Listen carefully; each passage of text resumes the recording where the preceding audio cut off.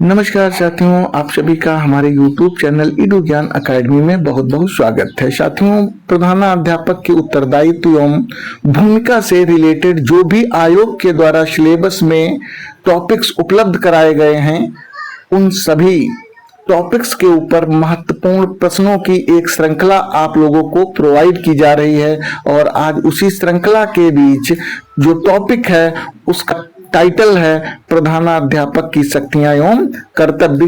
तो इससे रिलेटेड जो भी इंपॉर्टेंट क्वेश्चंस बन पा रहे हैं, उन सभी प्रश्नों को इस सीरीज में, इस क्लास में रखा गया है। चलिए देखते हैं पहला क्वेश्चन। और यदि क्लास पसंद आए तो लाइक अवश्य कर दीजिएगा। पहला क्वेश्चन है, प्रधानाध्यापक की प्रशासनिक शक्ति का सर्वाधिक उपयुक्त उद्देश्य क्या है?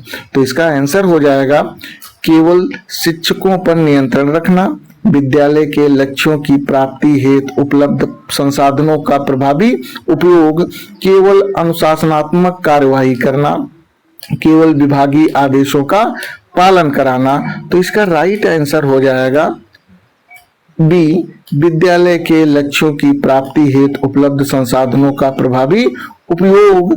क्योंकि प्रधानाध्यापक की प्रशासनिक शक्ति का मूल उद्देश्य विद्यालय के शैक्षिक एवं प्रशासनिक लक्ष्यों को प्रभावी ढंग से प्राप्त करना होता है, इसलिए बी आंसर इसका राइट हो जाएगा। चलते हैं सेकंड क्वेश्चन पर। प्रधानाध्यापक द्वारा कार्यों का उचित वितरण मुख्यतः किस प्रबंधन सिद्धांत से संबंधित है? केंद्रीकरण, प्रत्यायोजन, निरीक्षण, नियंत्रण।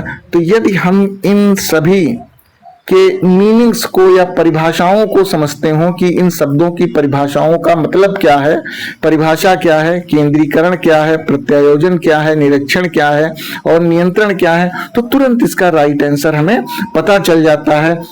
अब यहाँ पे इसका राइट आंसर क्या होगा? प्रत्यायोजन होगा। क्या होगा? प्रत्यायोजन होगा, क्योंकि कार्यों और अधिकारों का उचित वितरण प्रत्यायोजन कहलाता है। इससे प्रधानाध्यापक का कार्यभार भी कम होता है और कर्मचारियों की सहभागिता भी बढ़ती है, इसलिए बी आंसर यहाँ पे राइट हो जाएगा। क्वेश्चन देखने में आसान लग रहे हैं, लेकिन इनकी एक तो भाषा शैली और दूसरी बात ये आपकी समझ और परख की पहचान के लिए आयोग द्वारा क्वेश्चंस उपलब्ध कराए गए हैं कि आप में कितनी समझ है। तो उस समझ को ब्रॉड स्तर पर बढ़ाने के लिए आप लोगों को ये क्वेश्चंस उपलब्ध कराए जाते हैं। तीसरा क्वेश्चन है, यदि प्रधानाध्यापक किसी शिक्षक को कार्य सौंपता है तो अंतिम उत्तरदायित्व सामान्यतया किसका बना रहता है? केवल शिक्षक का, प्रधानाध्यापक का, प्रबंध समिति का, वरिष्ठ शिक्षक का। तो इसका राइट आंसर हो जाएगा प्रधानाध्यापक का, क्योंकि अधिकार का प्रत्यायोजन किया जा सकता है।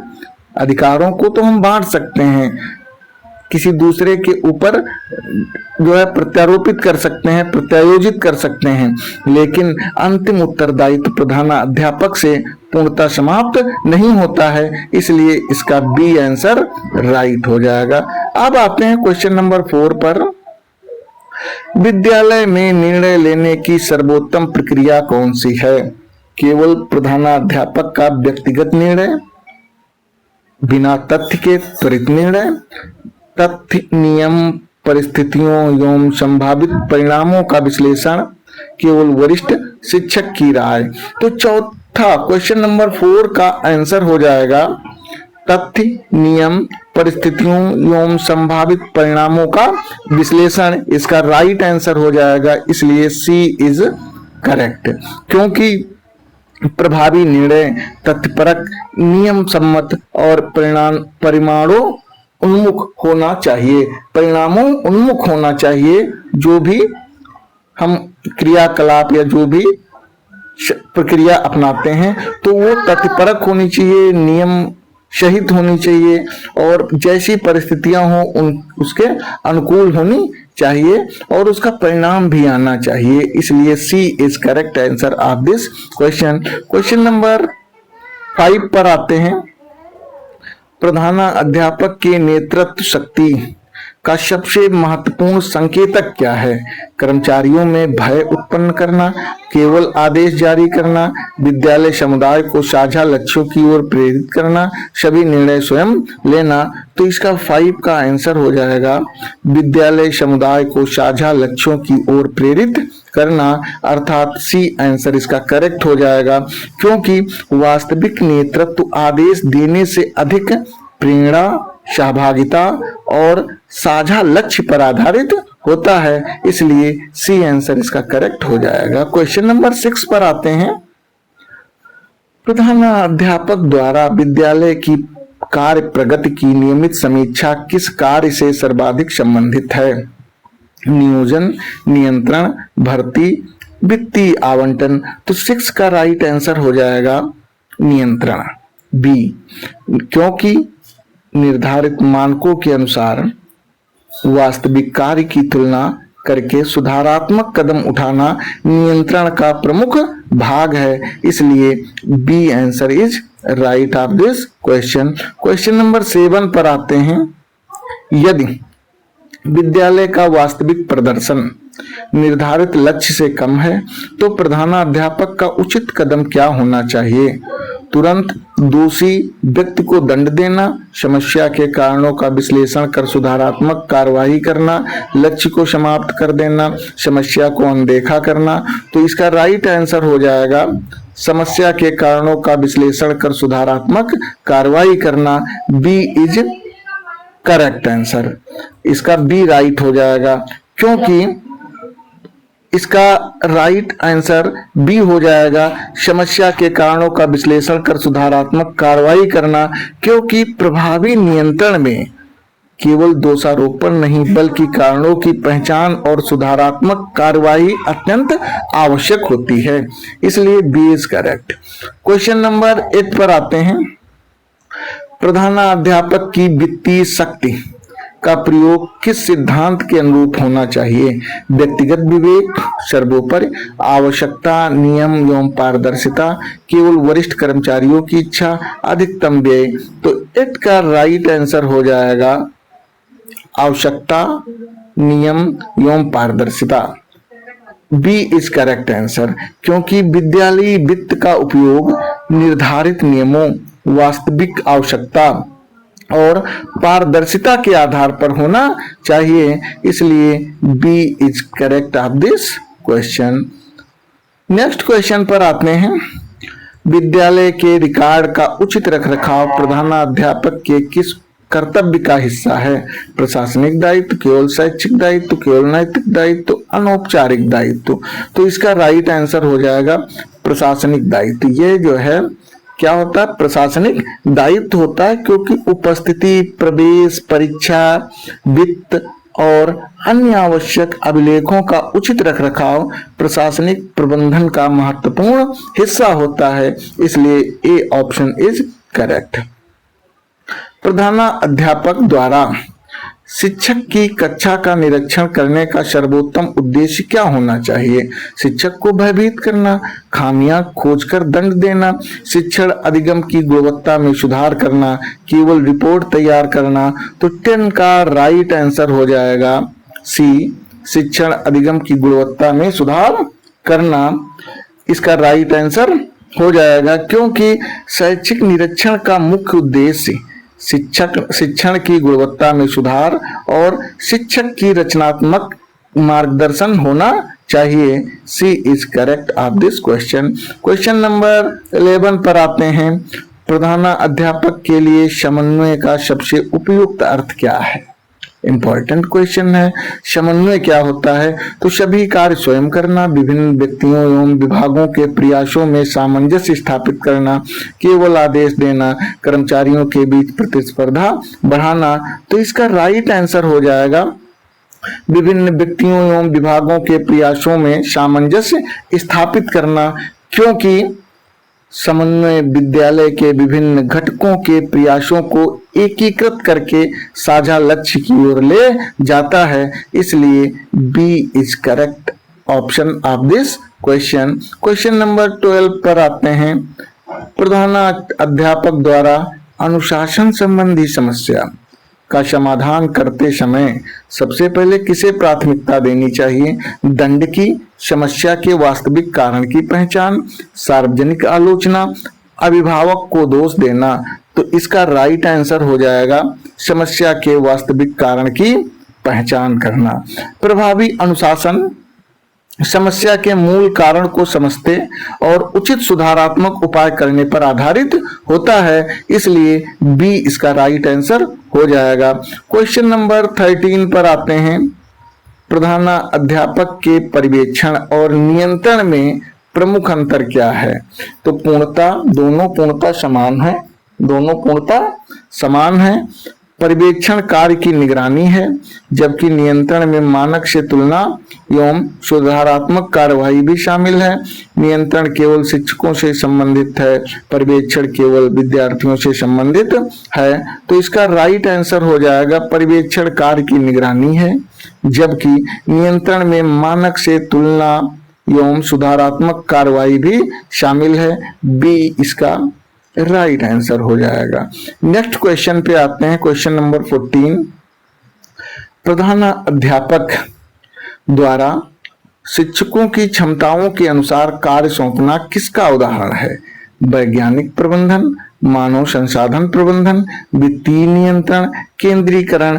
तो इसका राइट आंसर हो जाएगा कर्मचारियों, इसका राइट आंसर हो जाएगा मानव संसाधन प्रबंधन, क्योंकि कर्मचारियों की योग्यता, क्षमता और रुचि के अनुसार कार्य वितरण मानव संसाधन प्रबंधन का महत्वपूर्ण हिस्सा होता है, इसलिए बी इसका भी राइट हो जाएगा। आप लोगों को लग रहा होगा कि ये पिछले वाले चैप्टर्स में भी क्वेश्चंस एक दो आप लोगों को देखने को मिले होंगे, लेकिन वह क्वेश्चंस अत्यंत इंपॉर्टेंट हैं और इस टॉपिक में भी वो क्वेश्चंस आप लोगों को देखने को मिलेंगे, इसलिए वो रिपीटेड क्वेश्चंस हो जा रहे हैं, लेकिन इंपॉर्टेंट क्वेश्चंस हैं। अब आते हैं क्वेश्चन नंबर 15 पर। विद्यालय में अत्यधिक केंद्रीकृत निर्णय व्यवस्था का संभावित नकारात्मक प्रभाव क्या है? तो सहभागिता में वृद्धि, निर्णयों में हमेशा पूर्णता, कर्मचारियों की पहल एवं सहभागिता में कमी, उत्तरदायित्व का पूर्ण विकास। तो इसका 15 का राइट आंसर हो जाएगा कर्मचारियों की पहल एवं सहभागिता में कमी, या जो है केंद्रीकरण निर्णय व्यवस्था का संभावित नकारात्मक प्रभाव होता है, क्योंकि अत्यधिक केंद्रीकरण से अधीनस्थों की पहल, रचनात्मकता और निर्णय प्रक्रिया में सहभागिता कम हो सकती है, इसलिए इसका C answer is correct. Question number 16 पर आते हैं। प्रधानाध्यापक के लिए प्रभावी संचार की सबसे आवश्यक विशेषता क्या है? केवल आदेशात्मक भाषा, स्पष्टता, समयबद्धता और प्रतिपुष्टि, गोपनीयता, लंबी रिपोर्ट। तो 16 का राइट आंसर हो जाएगा स्पष्टता, समयबद्धता और प्रतिपुष्टि, क्योंकि प्रभावी संचार में संदेश की स्पष्टता के साथ यह सुनिश्चित करना आवश्यक है कि संदेश समझा गया है और आवश्यक प्रतिक्रिया प्राप्त हुई है या नहीं हुई है, इसलिए बी ऑप्शन इसका राइट हो जाएगा। क्वेश्चन नंबर 17 पर आते हैं।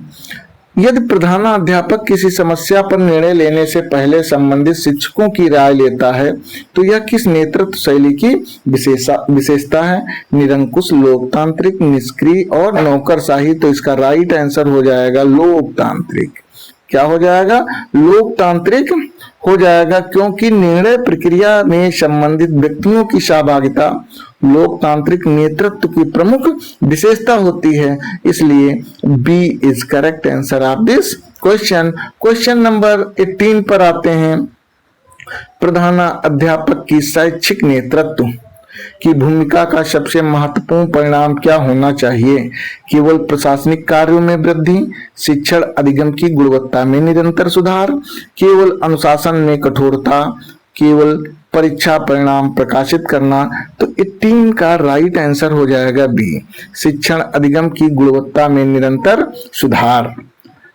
शैक्षिक नेतृत्व का केंद्र विद्यालय की शिक्षण अधिगम प्रक्रिया और विद्यार्थियों के शैक्षिक विकास में सुधार करना होता है, इसलिए B is correct option of this question. Question number 19 पर आते हैं। प्रधानाध्यापक को किसी शिक्षक के मार्गदर्शन में कमी दिखाई देती है, सबसे प्रभावी प्रथम कदम क्या होगा? तत्काल निलंबन, कारणों की पहचान और रचनात्मक परामर्श, सार्वजनिक रूप से आलोचना, कार्यभार दुगना करना। तो इसका 19 का आंसर हो जाएगा कारणों की पहचान और रचनात्मक परामर्श। B is correct answer of this question. इसका बी राइट आंसर हो जाएगा। क्यों होगा? क्योंकि प्रदर्शन सुधार के लिए सब पहले समस्या के कारणों को समझना और आवश्यक मार्गदर्शन देना अधिक प्रभावी होता है, इसलिए B is correct option. Question number 20 पर आते हैं। विद्यालय के दीर्घकालीन विकास के लिए प्रधानाध्यापक का कौन सा कार्य सबसे महत्वपूर्ण है? केवल दैनिक समस्याओं का समाधान, रणनीतिक नियोजन, केवल उपस्थिति देखना, केवल परीक्षा संचालन। तो 20 का राइट आंसर हो जाएगा बी रणनीतिक नियोजन। विद्यालय के दीर्घकालीन विकास के लिए प्रधानाध्यापक का कौन सा कार्य सबसे महत्वपूर्ण है? तो रणनीतिक नियोजन इसका राइट आंसर हो जाएगा। क्यों होगा? क्योंकि दीर्घकालीन उद्देश्यों, संसाधनों, प्राथमिकताओं और अपेक्षित परिणामों को निर्धारित करने के लिए रणनीतिक नियोजन आवश्यक होता है, इसलिए बी इसका राइट आंसर हो जाएगा। और यह प्रश्न इंपॉर्टेंट भी है, इंपॉर्टेंट। अगला क्वेश्चन देखते हैं 21। प्रधानाध्यापक द्वारा विद्यालय के लिए वार्षिक कार्य योजना बनाना किस प्रबंधन कार्य का उदाहरण है? नियोजन, नियंत्रण, निर्देशन, मूल्यांकन। तो इसका राइट आंसर हो जाएगा नियोजन, क्योंकि भविष्य के कार्यों, लक्ष्यों और संसाधनों की पूर्व योजना बनाना नियोजन कहलाता है, इसलिए A is correct option of this question. Question number 22 पर आते हैं। प्रधानाध्यापक के निर्देशन कार्य में निम्न में से कौन सा सबसे अधिक महत्वपूर्ण है? केवल आदेश देना, मार्गदर्शन, प्रेरणा और नेतृत्व प्रदान करना, केवल निरीक्षण करना, केवल नियम बनाना। तो 22 का राइट आंसर हो जाएगा मार्गदर्शन, प्रेरणा और नेतृत्व प्रदान करना। B is right answer of this question, क्योंकि निर्देशन में आदेश के साथ साथ मार्गदर्शन, प्रेरणा, नेतृत्व और कर्मचारियों को कार्य के लिए सक्षम बनाना शामिल होता है। तो बी ऑप्शन इसका करेक्ट हो जाएगा। क्वेश्चन नंबर 23 पर आते हैं। यदि दो शिक्षकों के बीच कार्य वितरण को लेकर विवाद हो तो प्रधानाध्यापक का सर्वोत्तम कदम क्या होगा? बिना सुने एक पक्ष का समर्थन करना, विवाद को नजरअंदाज करना, दोनों पक्षों को सुनकर नियम एवं कार्य हित के आधार पर समाधान करना और दोनों को दंड देना। तो सी इसका राइट आंसर हो जाएगा। दोनों पक्षों को सुनकर नियम और कार्यहित के आधार पर समाधान करना इसका राइट आंसर हो जाएगा, क्योंकि निष्पक्षता, तथ्य और विद्यालय के हित के आधार पर विवाद समाधान प्रभावी प्रशासन की पहचान होती है, इसलिए C is correct answer of this question. Now we will reach on question number 24। प्रधानाध्यापक के कर्तव्यों में उत्तरदायित्व और अधिकार का सही संबंध क्या है? अधिकार हो तो उत्तरदायित्व आवश्यक नहीं। उत्तरदायित्व के अनुरूप पर्याप्त अधिकार होना चाहिए। उत्तरदायित्व केवल अधीनस्थों का होता है। अधिकार और उत्तरदायित्व असंबंधित हैं। तो 24 का राइट आंसर हो जाएगा उत्तरदायित्व के अनुरूप पर्याप्त अधिकार होना चाहिए। उत्तरदायित्व के अनुरूप पर्याप्त अधिकार होना चाहिए, क्योंकि प्रभावी प्रबंधन के लिए व्यक्ति को सौंपे गए उत्तरदायित्व को पूरा करने हेतु पर्याप्त अधिकार भी मिलना चाहिए, इसलिए बी इसका राइट आंसर हो जाएगा। क्वेश्चन नंबर 25 पर आते हैं। विद्यालय में उपलब्ध सीमित संसाधनों का सर्वोत्तम उपयोग किस प्रबंधन क्षमता को दर्शाता है? संसाधन प्रबंधन, दंडात्मक शक्ति, केवल पर्यवेक्षण और केवल संचार। तो 25 का राइट आंसर हो जाएगा ए संसाधन प्रबंधन, क्योंकि सीमित संसाधनों का प्राथमिकता के अनुसार अधिकतम प्रभावी उपयोग संसाधन प्रबंधन की प्रमुख विशेषता होती है, इसलिए A is correct answer of this question. Question number 26 पर पहुंचते हैं। प्रधानाध्यापक द्वारा विद्यालय के लक्ष्य निर्धारित करते समय सबसे उचित आधार क्या होना चाहिए? केवल प्रधानाध्यापक की व्यक्तिगत पसंद, विद्यालय की वास्तविक आवश्यकताएं, उपलब्ध संसाधन और शैक्षिक उद्देश्य, केवल पड़ोसी विद्यालय, केवल पिछले वर्ष का परिणाम। तो इसका राइट आंसर हो जाएगा विद्यालय की वास्तविक आवश्यकताएं, उपलब्ध संसाधन और शैक्षिक उद्देश्य। B is correct answer of this question. 26 का बी राइट है, क्योंकि प्रभावी लक्ष्य यथार्थवादी, आवश्यकता आधारित और विद्यालय के व्यापक शैक्षिक उद्देश्यों से जुड़े होने चाहिए, इसलिए बी करेक्ट है। क्वेश्चन नंबर 27 पर पहुंचते हैं। प्रधानाध्यापक एक परिवर्तनकारी नेता है, इस कथन का सर्वोत्तम अर्थ क्या है? इंपॉर्टेंट क्वेश्चन है। यह केवल नियम बदलता है, वह विद्यालय समुदाय को सकारात्मक परिवर्तन के लिए प्रेरित करता है, वह सभी पुराने नियम समाप्त कर देता है, वह केवल प्रशासनिक पदाधिकारी है। तो 27 का राइट आंसर हो जाएगा वह विद्यालय समुदाय को सकारात्मक परिवर्तन के लिए प्रेरित करता है।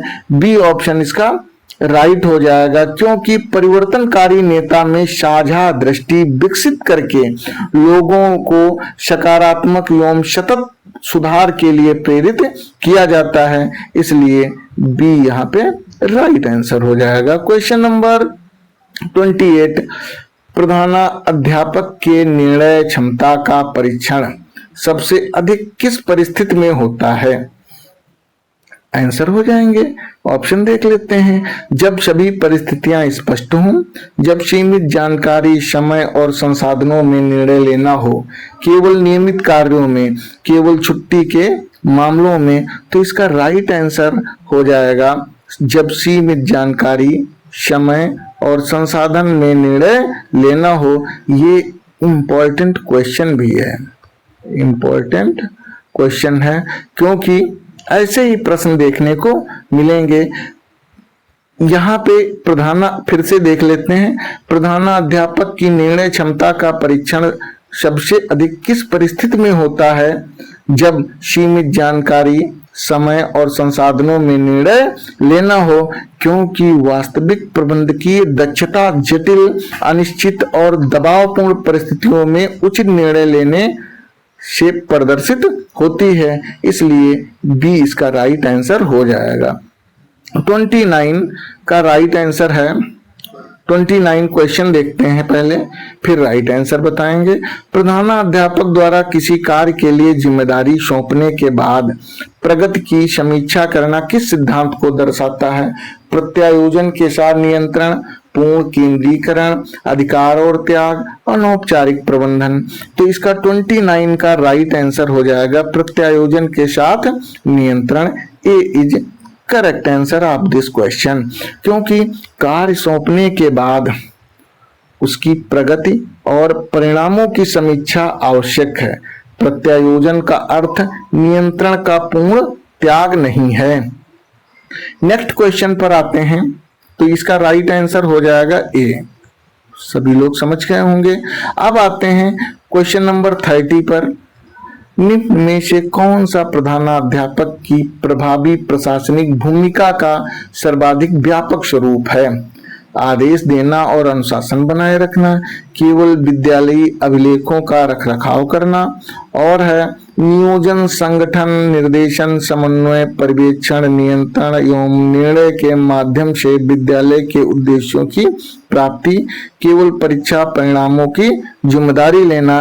तो इसका राइट आंसर हो जाएगा नियोजन, संगठन, निर्देशन, समन्वय, पर्यवेक्षण, नियंत्रण एवं निर्णय के माध्यम से विद्यालय के उद्देश्यों की प्राप्ति करना, क्योंकि प्रधानाध्यापक की भूमिका बहुआयामी है।